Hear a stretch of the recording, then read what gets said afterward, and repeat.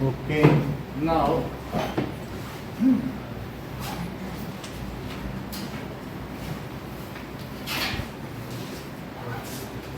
so 13th question. A hot plate of electric oven connected to 220 volt line has two resistance coils A and B.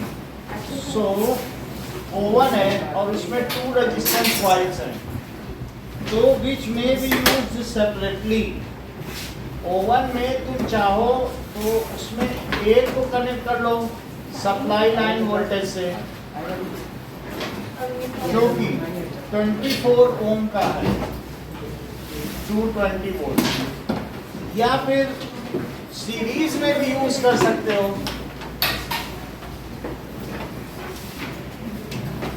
ऐसे भी use कर सकते हो या फिर पैरेलल में भी यूज कर सकते हो। तुमको ऐसा करने के लिए इसमें एक नॉब दिया होगा, जब तुम नॉब घुमाओगे तो वो अपने आप ही ये काम करेगा। यहाँ पर लिखा होगा hot, less hot, medium hot, और ये लेस, मीडियम और हाई। जब आप इस नॉब को जहाँ पे रखोगे, घुमाओगे, तो ये नॉब रोटेटरी अपने आप ये तीन तरीके से काम कर देगी। ओवन होता है ना, तो अपने आप को सिंगल रजिस्टर पे वो डाल देगी। जब और घुमाओगे तो सीरीज में भी डाल सकती है। ये 24 ओम का है, उसके पास 24 ओम के दो हैं, और वो चाहे तो दो को ऐसे separately can be used, in series can be used और in parallel can be used। तो अगर उसी नॉब को तुम तीन अलग अलग पोजीशन में डालो तो कभी इतना ही होता है। रजिस्टर एक ही ओम का और नंबर ऑफ रजिस्टर, दो रजिस्टर है उसमें, तो अगर एक में डालने पे हो सकता है वो एक पे लगा दे, सिंगल पे। अकेले अकेले भी यूज करवा सकती है, दो को भी यूज करा सकती है, लेकिन उनको सीरीज में डाल के यूज करा दे नॉब घुमाने पे। नॉब घुमाने से ये हो जाएगा। और एक है कि उनको वो किस में डाल दे, पैरेलल में। इसमें एक ही यूज करें, इसमें दोनों सीरीज में यूज करें, इसमें दोनों parallel. Which can be used, question number देखो 13, which can be used separately in series, दो रजिस्टर हैं, और इन पैरेलल, तीन तरीके से वो उसका एडजस्टमेंट कर सकती है। तो आपको तीनों ही केसेस में उनमें बहने वाली करंट बतानी है कि नहीं। तीनों ही केसेस में क्या पूछ रहा है, find the current circuit current in all the cases. तो एक केस ले लो, इसमें सर्किट करंट, इसमें सर्किट करंट यहाँ होती है, तो सर्किट करंट निकालेंगे। और ये लोगे तो ये ब्रांच करंट कहलाती है। ये कहलाती है क्या, ब्रांच करंट। और ये क्या कहलाती है,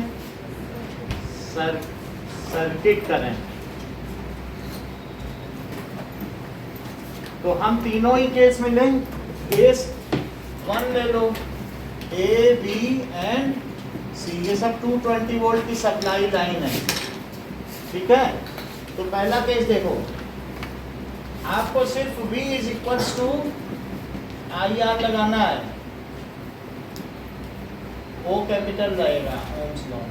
अब जरा देखो, 220 is equals to I into, तो I कितना हो गया, 220 बाई या 110 बाई 110 ये आया, और बाई 12 और काटो तो 55 बाई 6 आ गया।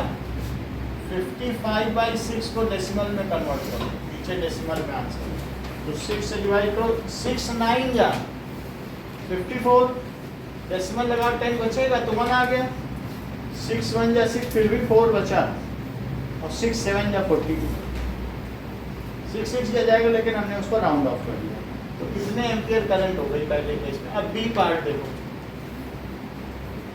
बी पार्ट में क्या है, बोलो सीरीज रेजिस्टेंस कितना हो गया, जरा देखो तो, R1 प्लस, तो 24 प्लस, तो क्या 48 ओम। अब तो 48 ओम RS है, तो V is equals to IRS, समझो एक है, दो को क्या मान लो, तो फिर क्या हो जाएगा, VRS that is 220 is I into 48, तो I कितना हो जाएगा 220/48, लगभग इसका आधा, क्योंकि ये डबल हो गया है तो भाई आधा हो जाएगा। फिर भी आप निकाल लो, दैट इज 110 और 24 और काटो तो 55/12 है, तो 12 से डिवाइड करो, 12 4 जा 48 के बाद क्या 7 बचा, तो 12 6 12, तो 12 5 जा 60, 12 निकालेंगे, 12 और 55, 12 4 जा 12 6 45, तो कितना बच गया, 5 70, तो 12 5 60 और 100 बच गया, 12 95, 4.58 एम्पियर। ये सेकंड केस हो गया। और थर्ड केस देखिए, यहाँ पर R आपको क्या निकालना है, देखो 1/RP क्या होता है, 1/R1 प्लस 1/, जरा इसे R1 R2 लिखो, तो यहाँ क्या लिखा जा सकता है R2 प्लस, तो ये क्या हो गया 1/, अब पलट दो तो बोलो RP क्या होता है R1 R2 upon R1 plus R2। अगर दो रेजिस्टेंस हो तो सिंपली ये फार्मूला भी यूज कर सकते हो, दोनों का प्रोडक्ट और डिवाइडेड बाय दोनों का सम, क्योंकि इसी फार्मूले से आया है। जैसे पूरा न लगा कि ये करो, ये खूब चलन में है, इतना ना लिखो। सर 3 के लिए भी एप्लीकेबल है, 3 में R1 R2 plus R2 R3 plus R1 R3 upon R1 R2 R3, मतलब ऐसा होगा। 3 है तो R3 मतलब RP क्या होगा R1 R2 R3 और अपॉन R1 R2 और plus R1 R3 plus R2 R3, 3 हो तो ऐसे कर लो। पसंद आ रहा है, ऐसे कर। अब दो है वही चीज, नहीं LCM को समझो पलटा गया है, क्या मैंने और कुछ किया है, बस LCM ही तो पलटा है। नहीं पूछो। अब मैं इसमें वैल्यू डाल दूं, तो अब इसमें क्या डाल दिया जाए 24 इंटू और 24 प्लस 24, तो 24 इंटू 24 है, तो बोलो 24 इंटू 24 अपॉन 2 इंटू 24 हो जाएगा क्या, या 48। अब जरा 24 से इसको कट करो और 2 से इसको कट करो, वैसे भी दो सेम हो तो कल तुमको रोमिल ने क्या बताया था कि आधा हो जाता है, और 3 हो तो 1/3 नहीं हो जाता है, तो आधा हुआ कि नहीं हो गया। सो दैट इज RP कितना हुआ 12 ओम, बोलो बात सही है, ठीक।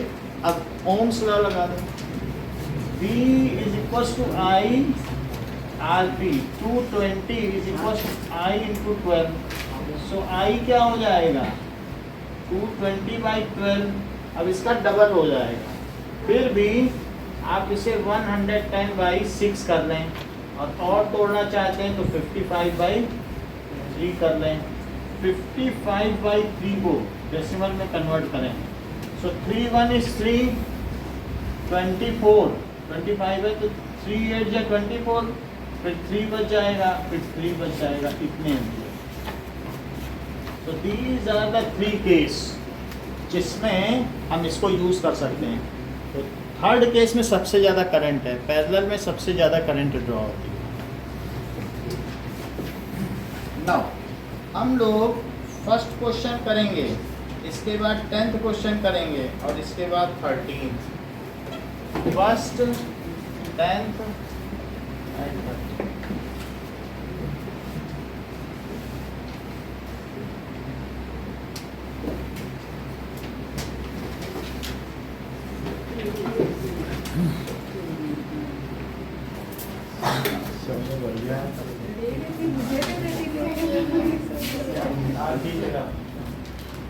जमा करें तो आगे बढ़े ना। चलो और किसी का रह गया है, सबने दे दिया, जमा करो, so that new topic is not missed।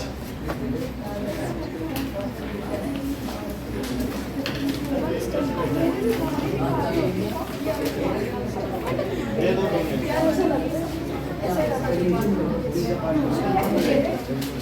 चलो now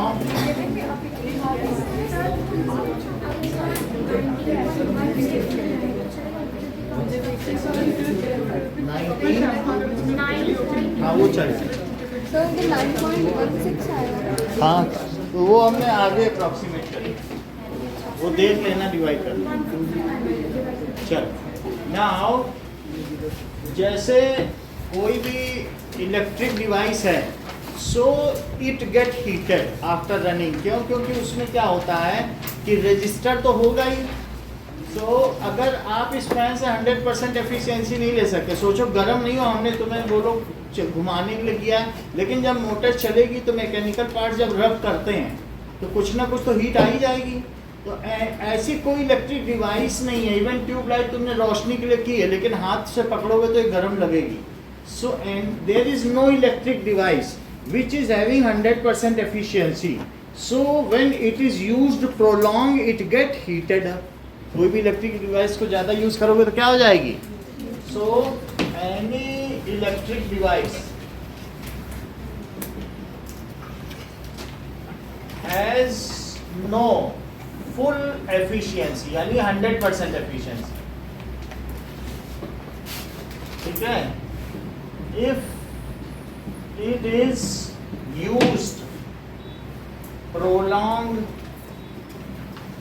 it get heated up. For example, motor of fan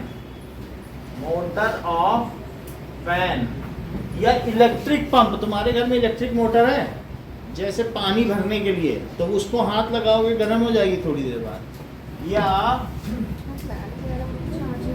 electric motor gate heated up, तो ये एनर्जी का वेस्टेज ही तो हुआ। आप क्या चाहते थे वो हीट हो जाए, बल्कि और हीट होने की वजह से उसकी एफिशिएंसी भी डाउन हो जाएगी। उसके अंदर बर्फ डालने से काम नहीं तो गेट हीटेड अप,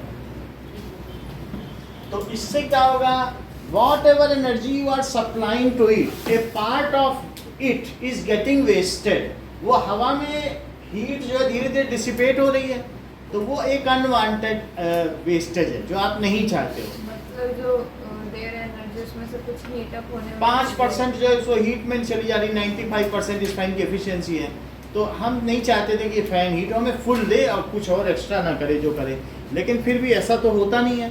या कई जगह फैक्ट्री हैं उनमें मशीनें चल रही, वो भी हीटअप हो जाती हैं। क्यों हीटअप हो जाती है? हमें हीट की ज़रूरत है क्या? हमने तो शूज़ बनाने के लिए मशीन रखी, पेंसिल, लेकिन वो गर्म हो जाएगी। क्यों गर्म हो जाएगी? फ्रिक्शन की वजह से हो जाएगी, कभी किसी वजह से। तो पार्ट्स उतनी स्मूथली तो रन नहीं करेंगे, तो इससे क्या होता है? एफिशिएंसी डाउन होती है। लेकिन कुछ ऐसी भी डिवाइसेस हैं जो प्योरली हीटिंग है, उन्हें तो हीटअप ही होना है। जैसे तुम घर में रूम हीटर लगा दो तो वो 100% एफिशिएंसी है, क्योंकि उसको जो हीटअप ही होना है तो हीट ही कर रही है। तो how ever the heating appliances जैसे ओवन, वो तो हीट के लिए बना है। रूम हीटर या वाटर इमर्सन रॉड या electric iron, they are purely heating devices, so they have 100% efficiency. However, purely heating devices like room heater, electric iron या immersion rod,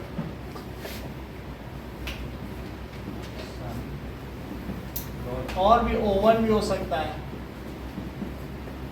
So oven has 100% efficiency, तो उनको heating appliances कहते हैं। Such appliances are known as heating appliance। चलिए इतनी बात हो गई। अब हम जरा देखते हैं कि एंड दिस इफेक्ट जो हमने ऊपर इफेक्ट बताया है कि heated up, so this effect is called heating effect of electric current. ऊपर की हेडिंग क्या बताती है?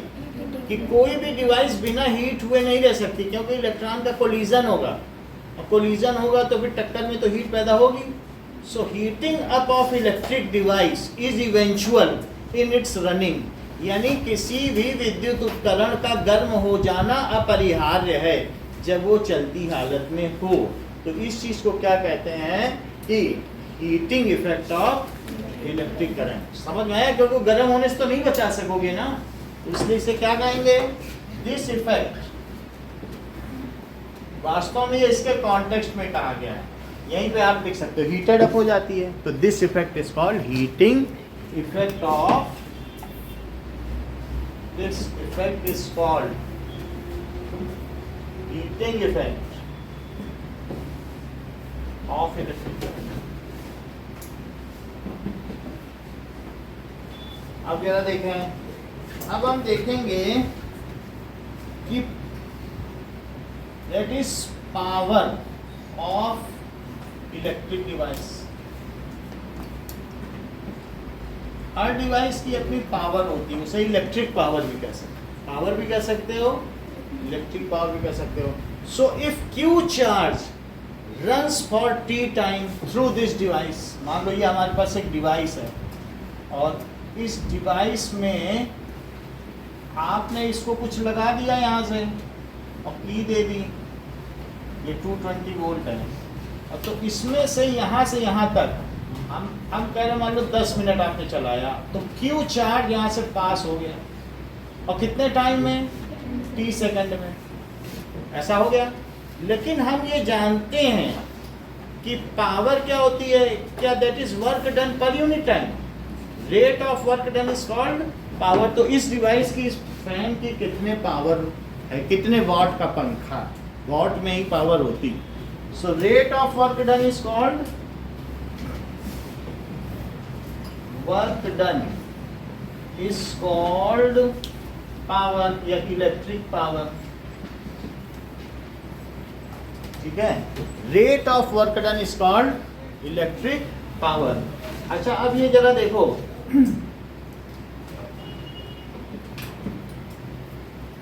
P क्या होगा? W by Q। ओके, सो यहाँ पर ये चीज हो जाएगी, rate of work done is called power, and power क्या होता है? कितना वर्क डन किया, और W बाई T। इतनी बात सही है? या ये भी कह सकते हो कि the rate of energy taken from main line, यानी हर सेकंड वो कितनी एनर्जी ले रहा है, वो पावर। क्योंकि ये 95% काम करेगा, 5% तो ये वेस्ट कर रहा है। और जो तुमसे यहाँ इलेक्ट्रिसिटी बोर्ड है ना, वो पूरे 100% का पैसा देगा, कहेगा हमको नहीं मालूम तुम्हारा पंखा घटिया लगा रखा होगा, वो 90% काम कर रहा है, फिलिप्स का नहीं लिया होगा। अच्छी कंपनी का लोगे तो 95% काम करेगा, और घटिया कंपनी लोगे तो पीछे गर्म हो जाएगा और जल्दी जल भी जाएगा। तो वास्तव में तुमने यहाँ के इलेक्ट्रिसिटी बोर्ड से कितनी एनर्जी ली, कितना चार्ज लिया, वो उसका पैसा लेगा।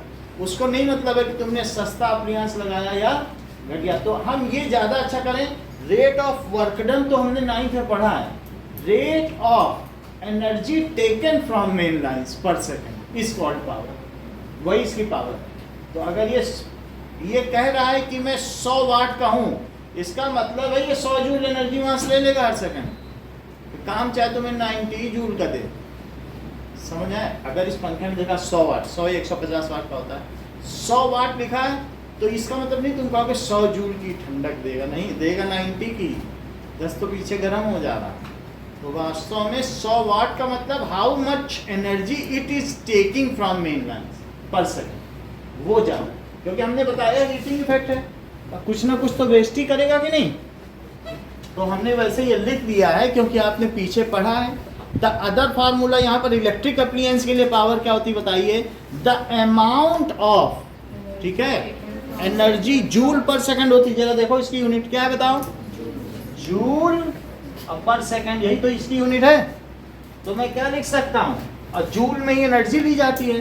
So amount of energy taken by electric appliance from main lines पर second is called the power, electric power of that appliance। फिर से लिखें, क्या लिखें बताओ? amount of electrical energy, फिर वो उसको जिसमें भी बदले, taken by device, ठीक है, per second is called power of that device. जितना वो वहां से ले रहा है प्रति सेकंड, उसको उसकी क्या कही जाएगी? अगर 100 जूल ले रहा है, काम तुमको 95 का ही करके देगा, 5% वो गर्म हो जाएगा. So taken by device हाँ, taken by, device per second. हाँ लिखो, तो मेन लाइन से ले जाएगा फ्रॉम मेन्स, ठीक है, फ्रॉम मेन्स, कितने से वो ले रहा है, ठीक है, मेन लाइन भी लिख सकते हो, ठीक है. अब जरा देखो, इससे कोई खास मतलब नहीं पड़ता इन सब चीजों से, लेकिन मैं आपको जानकारी के लिए बता रहा हूं. अब हम देखें, let Q charge has passed through device in T second तक चलिए, क्यू चार्ज पास हुआ, तो बोलो पावर क्या होता है? Work done upon time. लेकिन तुमको क्या ये बात मालूम है? V is equals to W by Q, तो W क्या हो जाता है? BQ. यानी एक कूलम अगर जाए तो कितनी एनर्जी देता है सेल, है ना? पर कूलम के लिए कितनी एनर्जी की जरूरत होती है, सेल कितनी देता है, वही तो उसका पोटेंशियल कहलाता है. 1.5 वोल्ट का है, तो क्या वो हर कूलम को 1.5 जूल नहीं देगा? तो क्यू गई तो कितना दिया होगा? मैं W की जगह क्या फार्मूला लगा दूं? क्या BQ लिख दूं? ये फार्मूला पहले पता है आपको, और अपॉन, लेकिन Q बाई P क्या होता है? That is rate of flow. तो ये फार्मूला बन गया, P is equal to VIP भी बोल सकते हो, तो ये बन गया. अब इससे दूसरा फार्मूला बनाओ. V को क्या कहते हो? IR. ऐसा ओम्स लॉ से होगा क्या? तो I स्क्वायर, तो P क्या हुआ? एक और फार्मूला बन गया. सही है. अगर हम यहाँ से एक और चीज चलें, V को क्या कह सकते हो जरा बताओ? V को IR तो कह सकते हो, लेकिन I को क्या कह सकते हो? क्या V बाई R? वो भी ओम्स लॉ से ही. I की जगह रखो इसमें, V बाई R रख सकते हो कि नहीं? तो P कितना हो गया बोलो?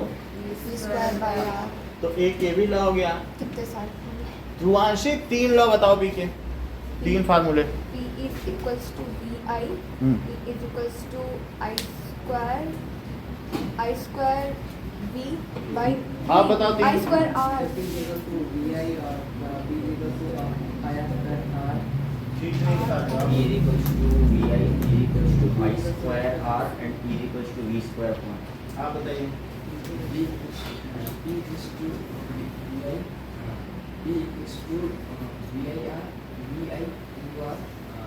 आप बोलो.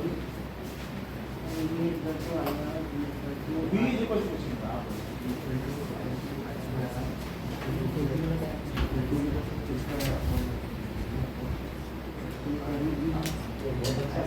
रो का फार्मूला,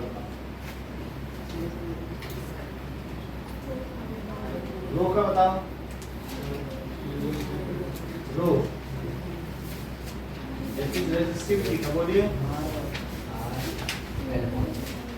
ये हमें मालूम ही नहीं, तो हम पूछते ही क्यों? रो का बताओ. आप बोलिए.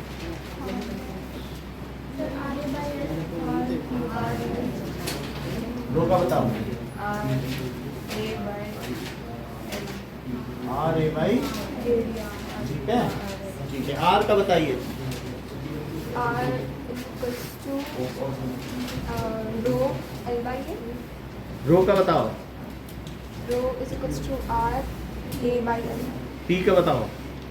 ये वाला B I दूसरा है I R स्क्वायर, तीसरा है V आप बताओ, square P का.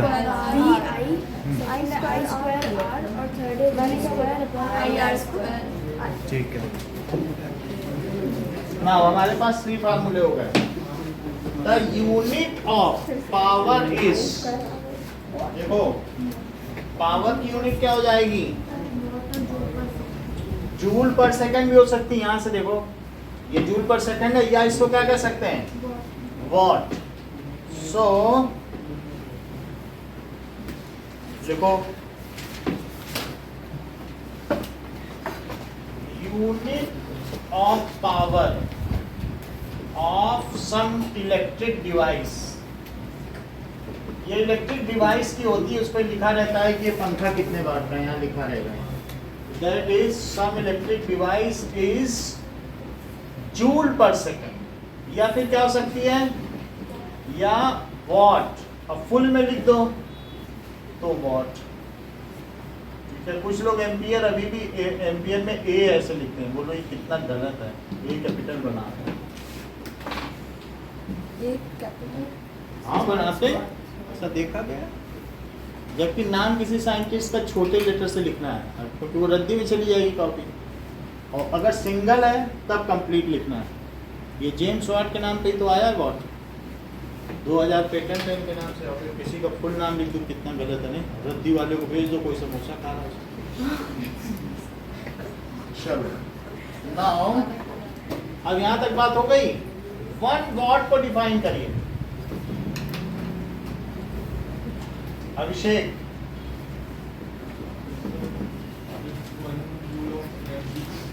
हाँ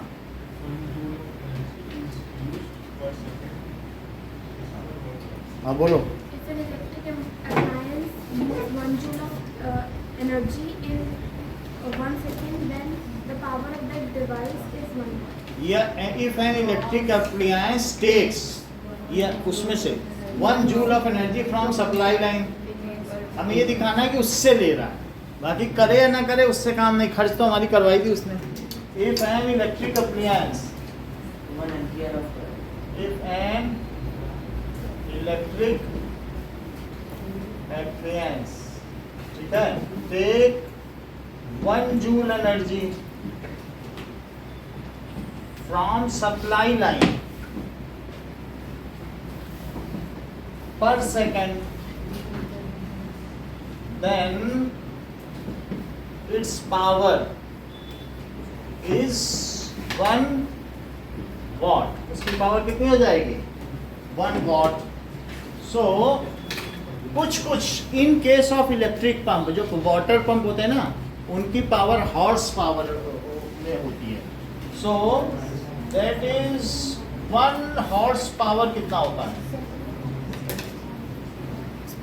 that is 746 what. So HP, इसे कहेंगे 1 HP। तो जो मोटर होती है हमारे घर में, वो या तो 1 HP की होगी या हाफ HP की। सो this unit is used for electric motor. This unit is,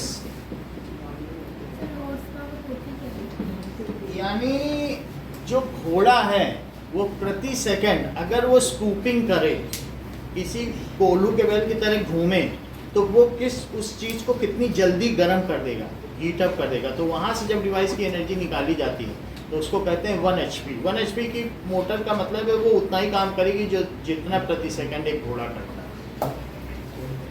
so this unit is used for water pump, water pump के लिए। फिर भी देख लें कि बताओ पावर जो होती है, कुछ लोग कहते हैं वर्क डन, बल्कि इलेक्ट्रिक एनर्जी अपॉन टाइम है।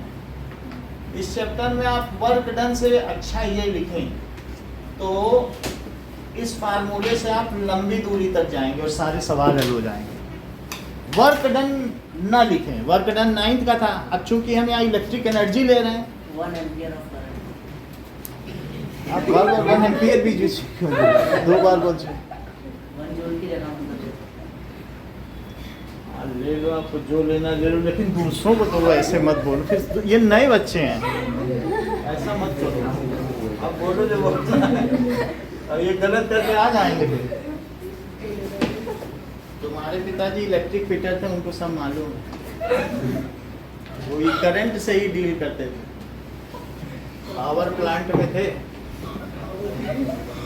अब जरा देखो, तो power is equal to electrical energy upon time. तो इलेक्ट्रिकल एनर्जी क्या होती है?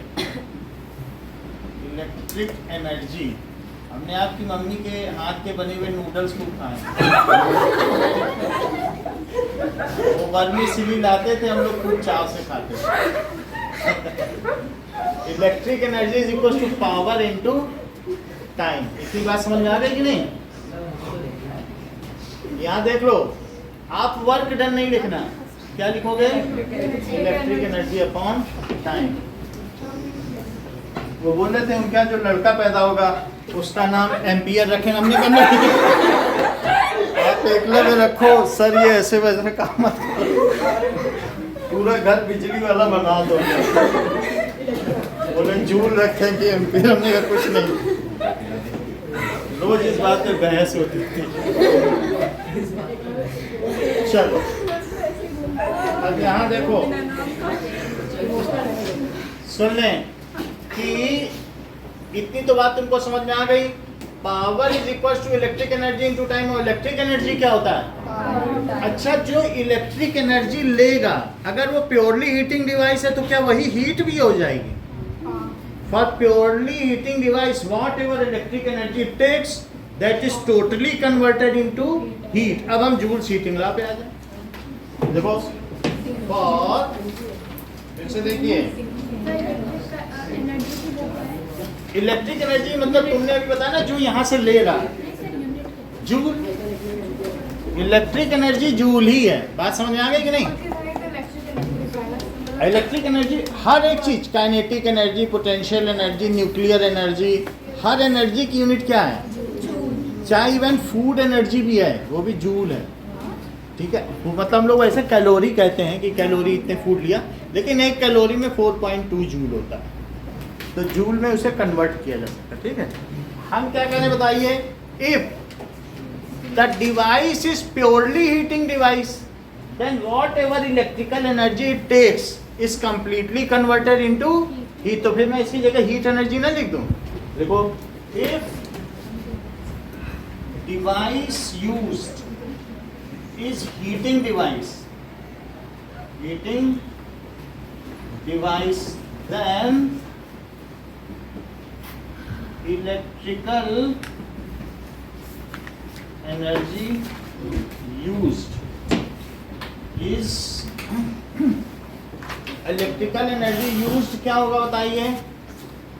is totally converted, किसमें कन्वर्ट हो जाएगा? totally converted into heat energy, heat। तो ऐसी स्थिति में मैं इलेक्ट्रिकल एनर्जी की जगह क्या लिख दूं? क्या हीट एनर्जी? बोलो तो लिखो, हीट एनर्जी को क्या लिख दूं? क्या P इंटू टी, या H को मैं P इंटू टी लिख दूं? क्या यही है ना electrical energy? If device used is heating device, यदि जो आपने अप्लायंस यूज किया वो डिवाइस कैसी है? मतलब यदि उपकरण एक हीटिंग डिवाइस है ना, if device is a heating device, तो ऐसी स्थिति में जितनी एनर्जी लेगा वो सब किसमें बदलेगा?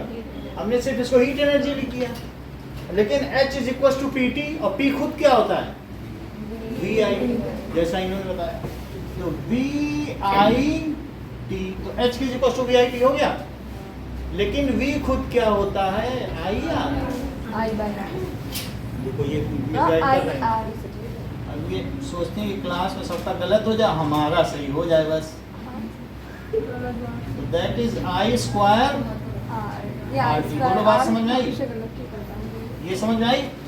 यही joule heating law.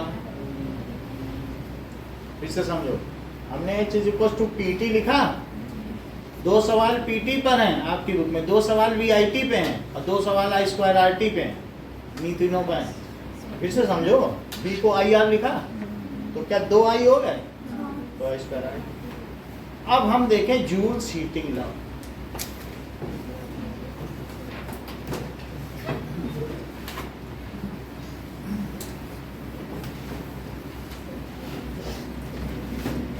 What is joule's heating law?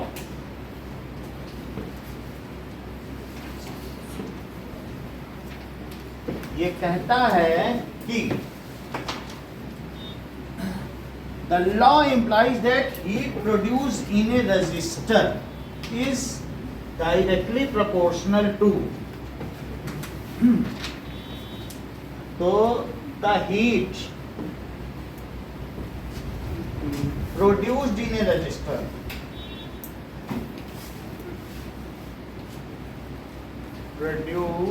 in a resistor is directly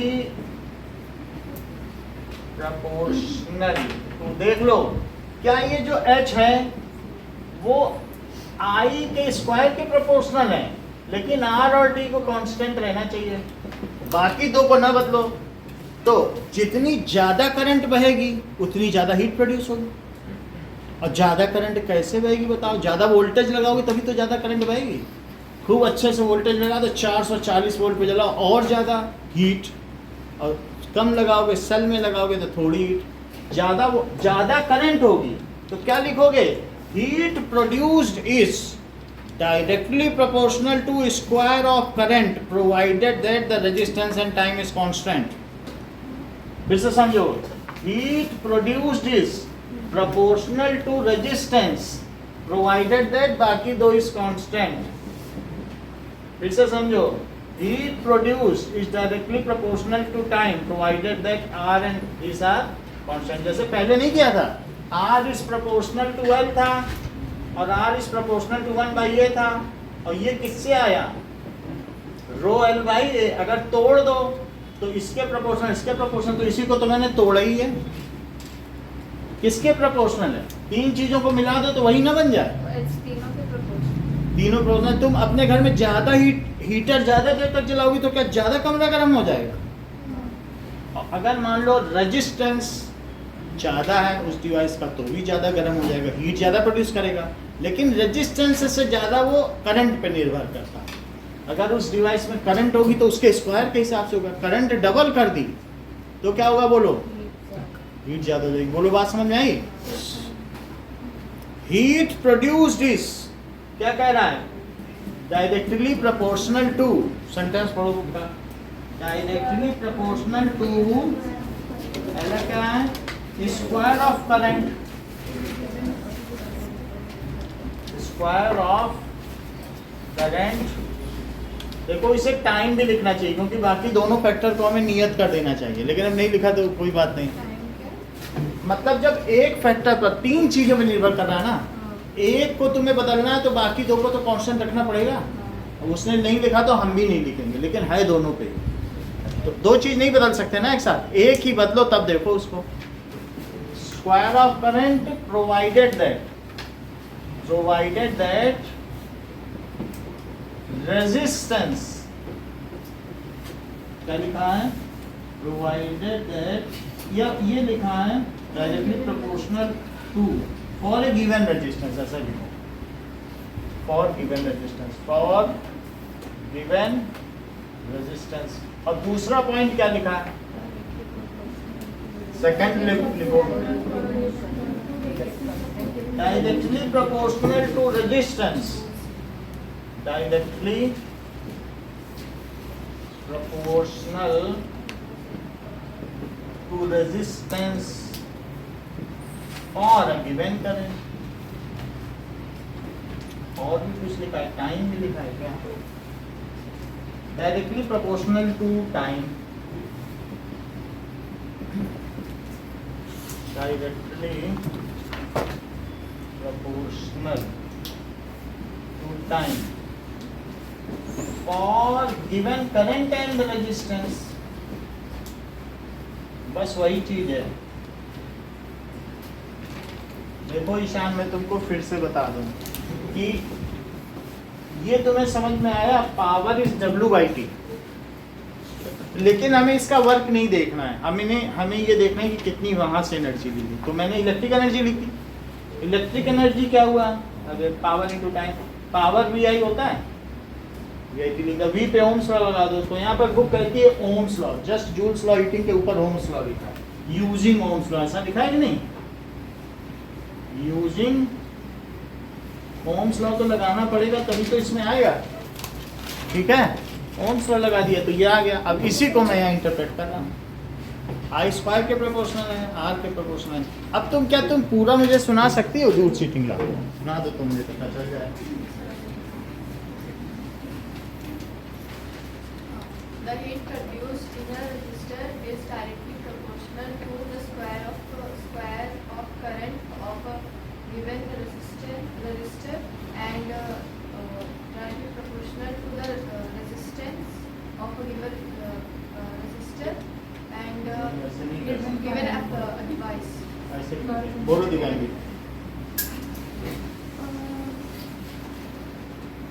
साक्षी बोलो।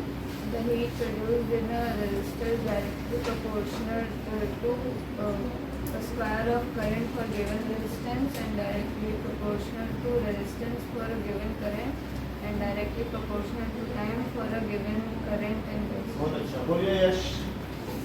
The heat of resistor is directly proportional to the square of current for a given resistance and directly proportional to resistance for a given current and directly proportional to time for given circuit.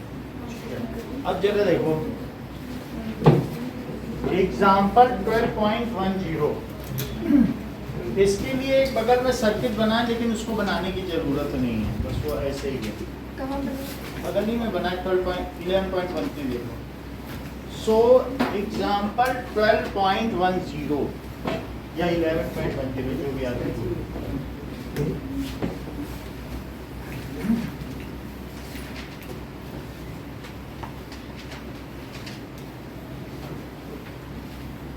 Now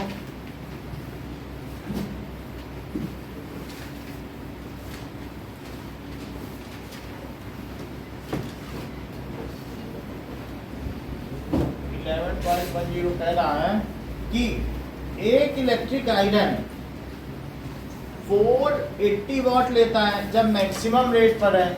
मान लीजिए ये electric iron है और इसमें ये knob है, तो ये मैक्स पे भी हो सकता है और किस पे भी हो सकता है, मिनिमम। तो मान लीजिए जब ये मैक्सिमम पर है तो ये इलेक्ट्रिक आयरन क्या करेगा, चलिए। So when it is at max, तो इसका कितना है, एट मैक्सिमम 18 वॉटेज दे रहा है, और मिनिमम पर कितना है, मैक्स और मिनिमम। जरा पावर की वैल्यू लिखो 840 वॉट, और जब ये है तो इसमें पावर कितनी है, दैट इज 360। सिल्क का कपड़ा तुम्हें प्रेस करना होगा तो इससे कर लेना, कॉटन या लिनन करना हो तो ऐसा करना। वोल्टेज कितना है, 220 वोल्ट, और यहाँ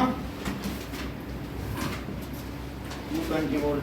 अब आपको क्या करना है, what is the current and resistance. तो क्या तुम मुझे ये बता सकते हो P क्या होता है, VI या IV। तो पावर 840 लिखो, V को 220 लिखो, I कितना हो जाएगा 840 अपॉन 220। ये देखो, इधर देखो, आप ध्यान दिया करो, यहाँ पर आ गई P is equal to VI।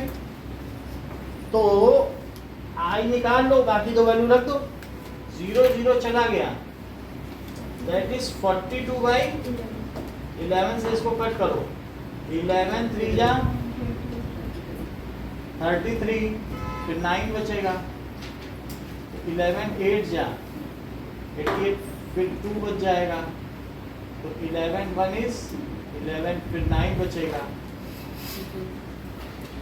तो कितना है आंसर इसमें, 82 लिख दिया, तो 82 सही है। मुझे बढ़ाता क्यों है? राउंड ऑफ कर दिया ना 2 डिजिट तक। सो कितने एम्पियर, 8 है इसलिए राउंड ऑफ हो गया। अगर 5 से ऊपर होता तो पिछला डिजिट एक बढ़ जाता, ठीक है। अब इसमें देखो रेजिस्टेंस कैसे निकालोगे, तो अगर मान लो पावर दिया है, ये दिया है और करंट भी दिया है, P is equals to I R लगा दें, तो V is equals to I R, ठीक है। आई आर, अगर आई आर आप लगाना भी चाहते हो ना, तो ये आई की ये वैल्यू रखो, ये ज़्यादा प्रिसाइज है, ये तो अप्रोक्सीमेटेड है ना। V कितना है बोलो? 220, आई कितना है? 42 और आर रख दो, ऐसे रखना, नहीं तो सही आंसर नहीं आएगा। अगर ये रखो, ये अप्रोक्सीमेटेड है ना, ये सही है, तो बोलो 220 और इंटू 11/42, तो इससे इसको कट करो, 110/21, that is equals to R. तो ये कितना हो जाएगा? 1210/21 इज इक्वल्स टू आर। अब जरा इससे डिवाइड करो,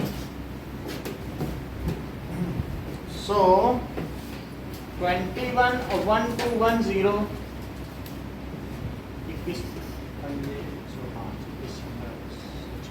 105, तो ये कितना हो जाएगा? 16, अब देखिए 16 आ गया,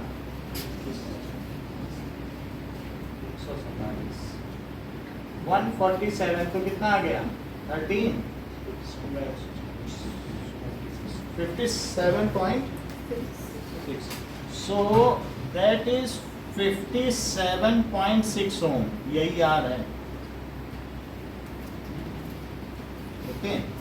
अब सेकंड में तो P is equals to VI, so that is 840 तो नहीं है, that is 360 is equals to 220 into I, तो I क्या हो गया?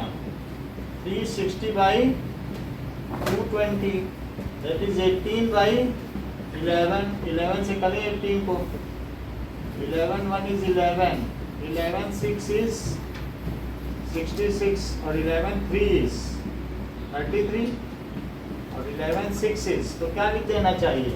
1.64 एम्पियर ये करंट हो गई। और V is equals to IR, that is ohm's law. तो 220 फ्रैक्शन को यूज करो तो एक्यूरेट आंसर आएगा। तो 220 इंटू 11/18, तो इससे 110 कर दीजिए, तो 1210/9 it is equals to R। 9 से कट 1210, 9 1 is 9, 31, 9 3 is 27,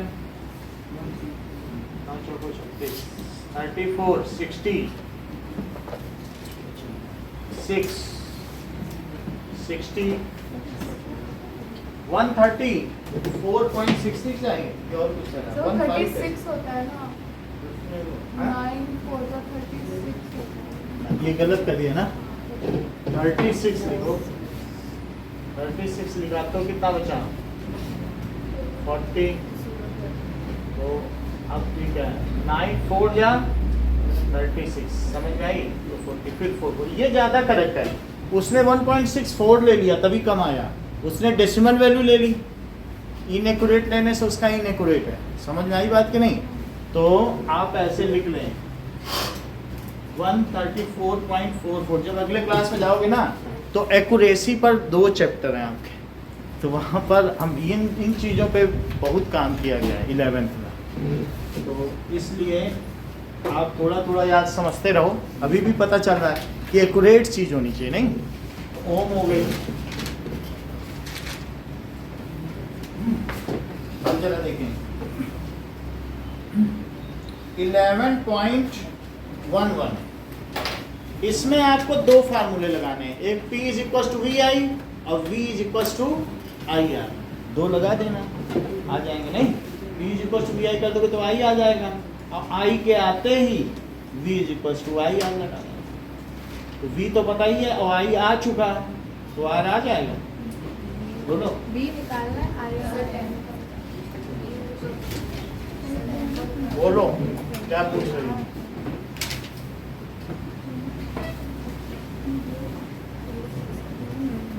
नहीं, वो तो अगले क्वेश्चन के लिए, आपको ये पिछला होता है। 11.11 देखिए ये क्वेश्चन क्या कहता है। अब आपको क्या दिया है, 100 joule heat is produced each second, समझो वो हीटिंग डिवाइस ही है, नहीं दे रहा तो भी। और पोटेंशियल डिफरेंस क्या क्या दिया है आपको, दैट इज हीट, एच की वैल्यू दी है क्या, 100 और resistance अब ईच सेकंड का टाइम भी दिया है, टाइम 1 सेकंड है, और आर 4 इतनी चीज दे दी। अब आपको क्या करना है, पोटेंशियल डिफरेंस, लेकिन एच क्या होता है, आई स्क्वायर आर टी, ऐसा किस नियम से है, joule heating law, joule heating law है, ये तो लॉ है तो जूल हीटिंग लॉ पूरा लिखा जाएगा, हीटिंग लॉ। नियम में कैपिटल लिख सकते हो, नियम में कोई दिक्कत नहीं। अब एच 100 है, आई स्क्वायर आर कितना है, और टी 1 है, सही है। आई कितना आ गया बताना,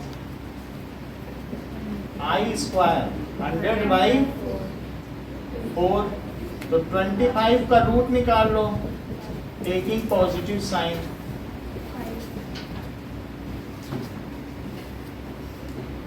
तो I is equals to 5 ampere. अब V is equals to I लगाओ, क्योंकि आपको तो वोल्टेज चाहिए ना, तो V कितना होगा, I 5 रखो और R यहाँ से देखो, तो V कितना हो जाएगा 20 वोल्ट। बोलो समझ में आ गई बात है ना। एक बार जूल हीटिंग लॉ लगा दो और एक बार ओम्स लॉ, यहाँ लिख जरूर देना, नहीं तो लोग सोचेंगे कौन सा लॉ लगा दिया, है ना। वो P equals to VI के लिए भी कोई रीजन है? कहाँ पे इज इक्वल्स टू वो सारे को P equals कुछ नहीं है। अगर मान लो कहे कि रीजन बताओ, तो फिर P is equals to I V कर देना, उल्टा नहीं। फिर भी ना माने कह देना I is equals to P by V, कहीं ना कहीं तो मान ही जाएगा।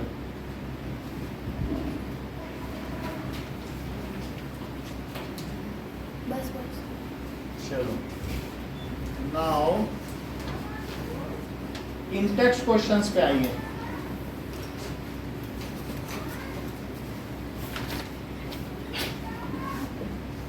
कह रहा है why does the cord of electric heater not blow while the heating element does। तो ब्लो का मतलब है जैसे तुम्हारा हीटर है ना, उसका जो तार है वो लाल नहीं होता, तार को छूओगे तो नहीं जलोगे, आप हीटर पे हाथ तक जल जाओ कभी। जैसे हमारे घर में ये तार है ना, मैं बहुत बार इस पंखा चलता है इसको छू लेता हूँ, कुछ नहीं होता, कुछ भी नहीं होता। ऐसे ही हीटर में भी जो तार आ रहा है ना मेन सप्लाई से, उसे छूओगे जलोगी नहीं, कोटिंग है, उसके अंदर का मटेरियल कॉपर है और इसके अंदर का नाइक्रोम है। तो होता क्या है कि उसकी रजिस्टिविटी बहुत कम है तार की, वो कोई सेकंड बेस्ट कंडक्टर है। तो क्या लिखेंगे कि क्वेश्चन में ये देख लो, ये हमारे घर में हीटर है ऐसे ऐसे ऐसे ऐसे, और ये ऐसे है, और ये इसके साथ इसके अंदर से कॉर्ड निकला है, इसको छूने से नहीं जलोगे कभी भी, तुम छू के भी यहाँ नहीं आता है ना, ये जल जाओगे, सही है। सो दिस इज कॉर्ड, और ऊपर वाली चीज क्या है, ये क्या है, हीटिंग एलिमेंट। अब क्वेश्चन में क्या कह रहा है, the cord of heater, so cord of heater is made of copper,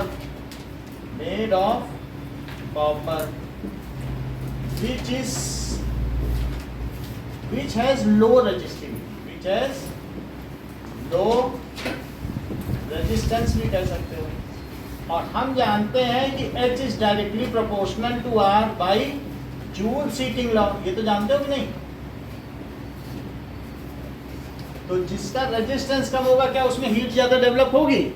-8 है रेजिस्टिविटी, तो क्या डेवलप करेगी? 1.6 × 10⁻⁻⁻। तो ये तो बाहर आ रही हो चाहे बदलाव, लेकिन रेजिस्टिविटी कम है तो रेजिस्टेंस भी कम होगा।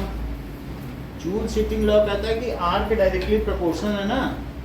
जब रो ही नहीं है उसके पास तो आर कहाँ से होगा? आर के फार्मूले में आर = ρL/A होता। रो ही कम है तो आर क्या ज़्यादा हो जाएगा, है ना? ये जानते हो कि नहीं? आर क्या होता है बताओ? और रो तो बहुत कम होता है, तुम्हारे पास चार्ट है 1.6 × 10⁻, तो ये ज़्यादा हो जाएगा क्या? सर मतलब अगर रेजिस्टिविटी कम है तो ज़्यादा करंट फ्लो कर रही है। रजिस्टिक करंट तो पूरे में एक ही फ्लो करेगी। करंट यहाँ बदल ही नहीं रही है भाई, एक सर्किट से जा रही है, पूरा एक सर्किट है। तुम मेन से लगाओ चाहे कहीं से, करंट तो नहीं है ना change, other things are constant. तो बोलो आर अगर कम है तो हीट तो कम डेवलप होगी ना। बोलो बात समझ आ रही कि नहीं? जो करंट इससे जा रही है वही तो हीटिंग एलिमेंट से होके आ रही है। बट ऐसे देखें तो अगर रेजिस्टिविटी ज़्यादा हो तो कम- रेजिस्टिविटी हाँ। इसकी कितनी है कॉपर की? 1.6 × 10⁻⁻8। इसमें तो न जाने कितनी करंट फ्लो कर जाए तब भी मुश्किल से 1 जूल करे। पहले तो इतने लाख एम्पियर करंट पैदा करो, कर पाओगी? 1 जूल करने में हालत खराब हो जाएगी। आर ही कितना, रो ही कितना कम है ना? रो कम है और इस वजह से क्या कम होगा बताओ? क्या आर भी कम हो जाएगा? आर कम है तो फिर एच क्या होगा बताओ? I²RT। 1 जूल पैदा करने के लिए -8 के कैडर का है, तो 1 जूल पैदा करने में ही कितनी करंट चाहिए? तो बोलो इसे गर्म होना चाहिए कि नहीं? नहीं गर्म होना चाहिए, क्योंकि इसमें आई तो इतना फ्लो नहीं करता, 1-2 एम्पियर तो फ्लो ही करता है किसी चीज़ में। पूरा घर की सारी डिवाइस, आपके घर की जितनी डिवाइस है 6 एम्पियर तक में सब चल जाती है। और बड़ा इंस्टॉलेशन है, जैसे यहाँ 3 AC लगे हैं सब, तो भी 13 एम्पियर तक में चल जाती है। समझ में आई बात कि नहीं? तो करंट बहुत ज़्यादा नहीं कर सकते हैं कि 4 एम्पियर 5 एम्पियर बहुत हो जाती है। तो हमने क्या लिखा? Directly proportional to R. चूंकि इसका आर कम है, रेजिस्टिविटी कम, तो रेजिस्टेंस भी तो कम होगा ना। तो इसलिए कॉर्ड डज नॉट ब्लो। जबकि इसकी क्या होती है बताओ? Nichrome, manganin, constantan. तो इसकी रेजिस्टिविटी बहुत हाई है। नाइक्रोम की रेजिस्टिविटी सिल्वर से कितनी ज़्यादा है? कितने गुना? ये बोल रहे थे पापा ऐसे ही बोलते हैं कि हमारा लड़का सबसे तेज है, वो 100 गुना बोल ही नहीं पा रहा, जबकि वहां तक आते आते मैग्नीज तक ही 100 गुना हो जाता है और लोग वहाँ 1000 गुना लिख रहे थे। नहीं, 56 कितने दिन से पढ़ रहा है इलेक्ट्रिसिटी, तब भी आज 2 गुना बोल रहा है। आप देखो बहुत तारीफ करके गए इसकी, तो यहाँ बात भी करता है और इधर उधर करता रहता है। वो बोल के गए मनीष के साथ ना बैठाना इसको, क्योंकि नहीं तो खराब हो जाएगा। ये भी बोल के गए कि बचपन से मनीष के साथ ही पढ़ा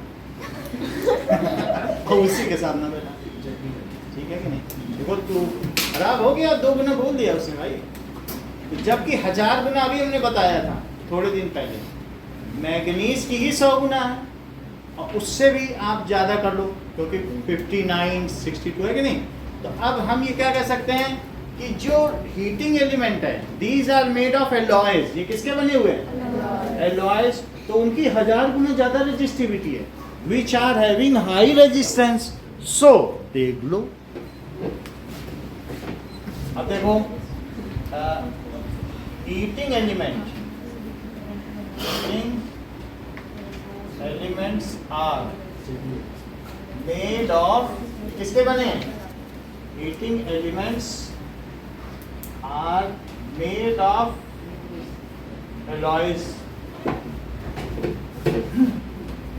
which have high resistance, और बोलो so they release more heat। अब इतनी हीट पैदा कर देते हैं कि वो इनकैंडिसेंसी से भी ऊपर है। अगर 2000 डिग्री सेल्सियस प्रोड्यूस करेंगे तो रक्त तप्त हो जाएगा, red hot. They release more heat. क्यों हीट पैदा करेंगे? क्योंकि H is proportional to R। जिसका R ज्यादा उसमें ही हीट ज़्यादा, तो इतनी हीट प्रोड्यूस कर देते हैं कि 2000 डिग्री सेल्सियस पहुंच जाता है। उस पर खाना भी बटलोई में रख के पका लो, दाल पका लो। तो यही चीज है। So heating element glows while the cord does not.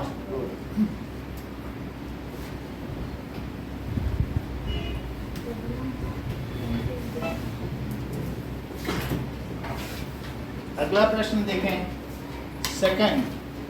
कहा जा रहा है compute the heat generated while this much charge in 1 hour. Q कितना दिया है? 96000 कूलम। और टी कितना दिया है? 1 आवर। 1 आवर में कितने सेकंड्स होते हैं?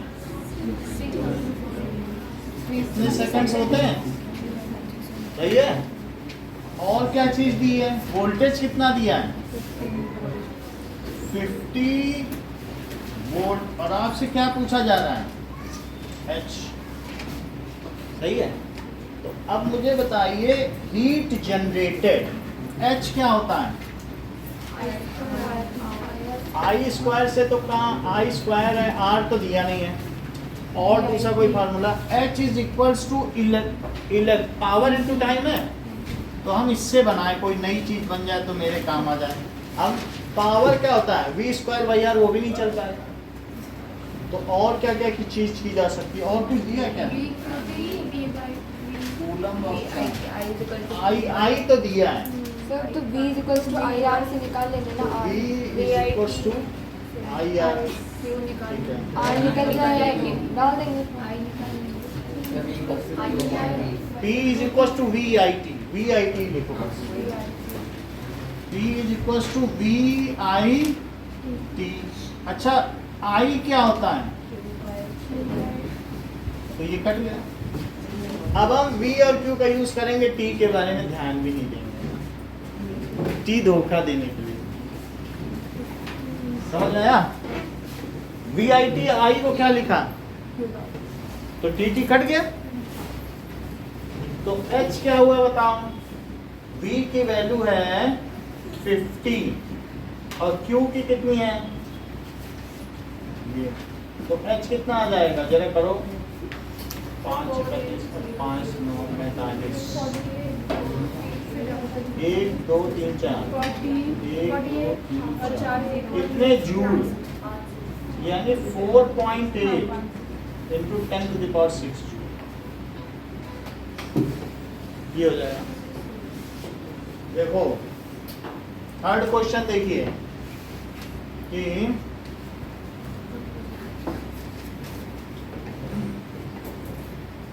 कहा गया है एक इलेक्ट्रिक आयरन है जो 20 ओम का है और 5 एम्पियर करंट फ्लो कर रही, तो 30 सेकंड में कितनी हीट डेवलप होगी? ये सिंपल जूल हीटिंग लॉ करिए। देखिए, एंड इलेक्ट्रिक आयरन रेजिस्टेंस कितना है? 20 ohm. Time 30 second. I 5 ampere.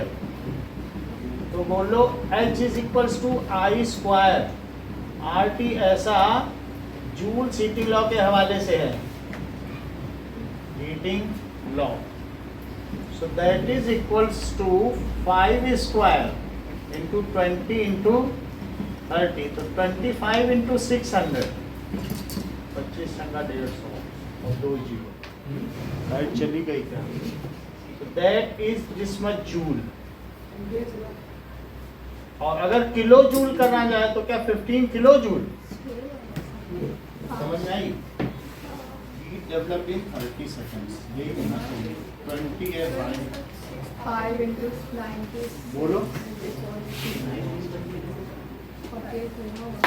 क्या चीज पूछो?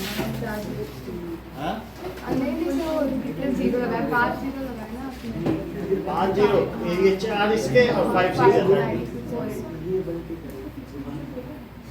सही है। अब देखो now an electric iron consumes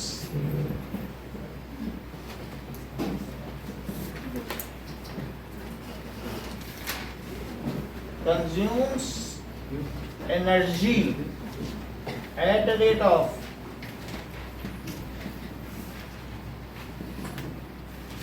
840 watt.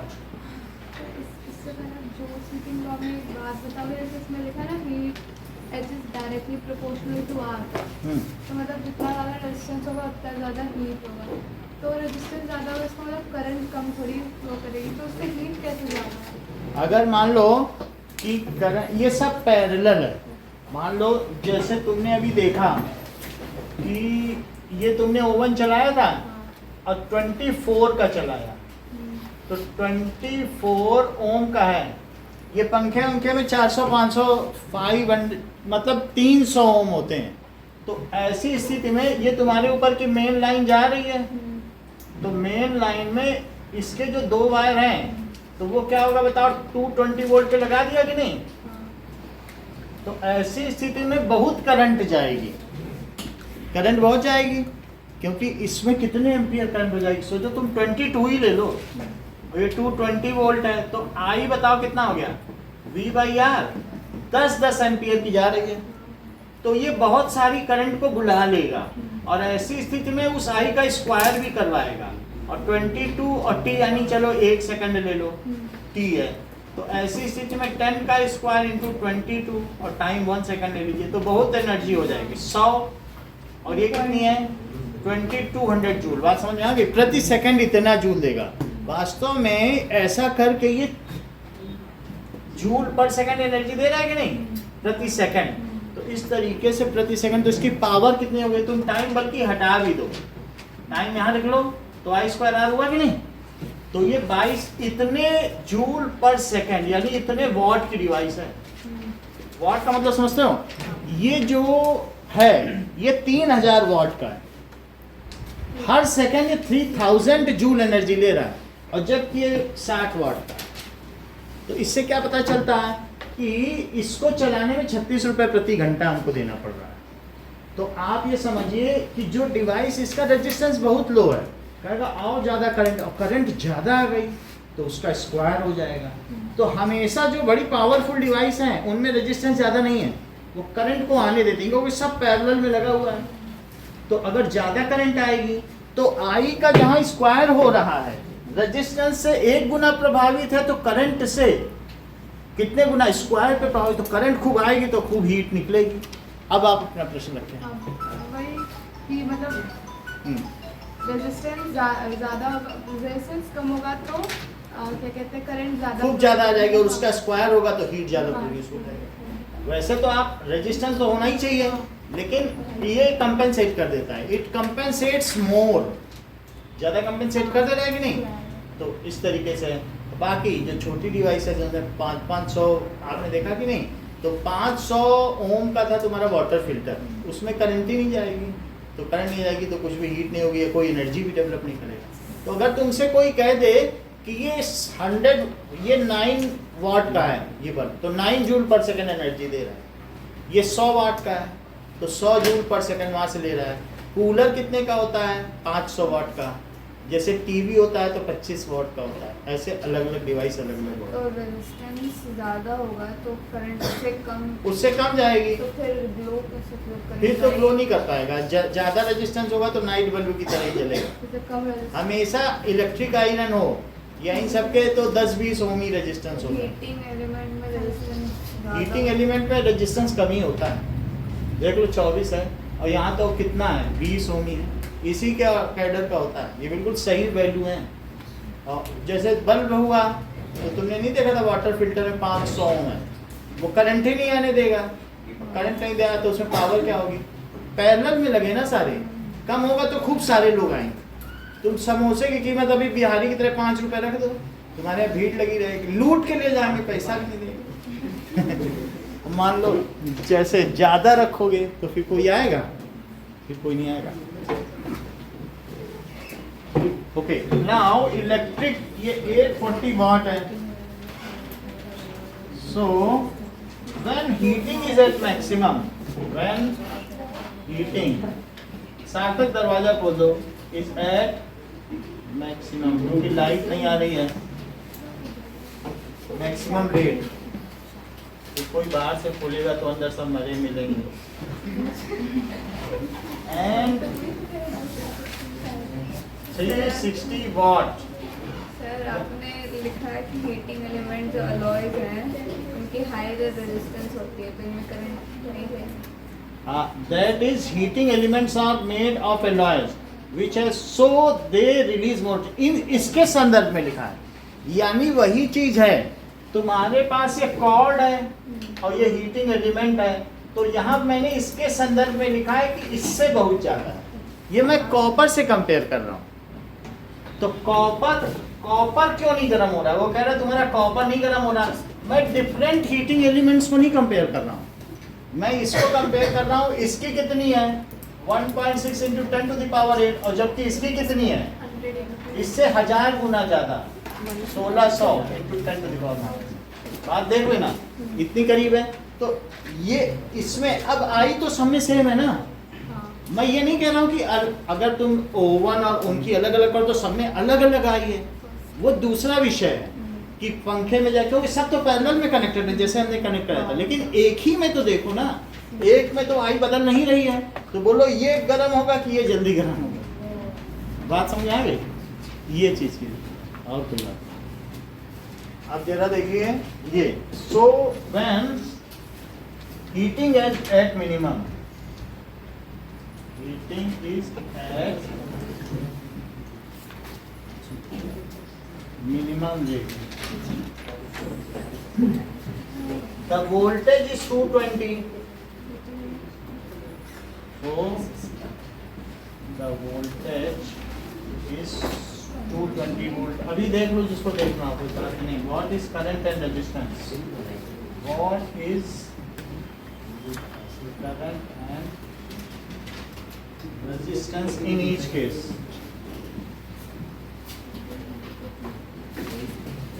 Second, 100 joule of heat is produced। तो इसमें सारी डेसिमल में है, तो थोड़ी आगे पीछे। हाँ, each second in a 4 ohm resistor, find potential difference across the resistor।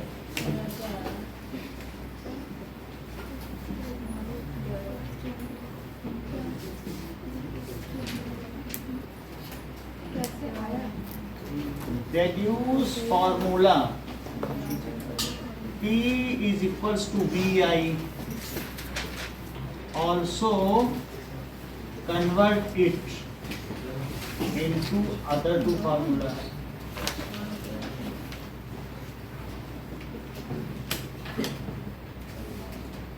Deduce formula for Joule's heating law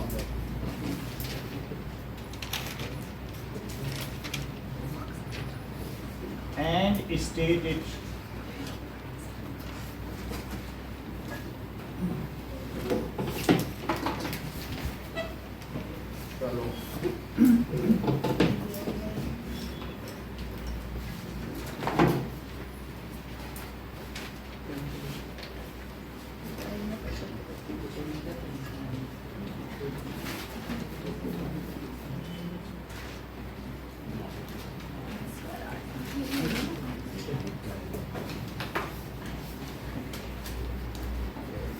यही इतना ही करोगे, इसके बाद छोड़ देंगे।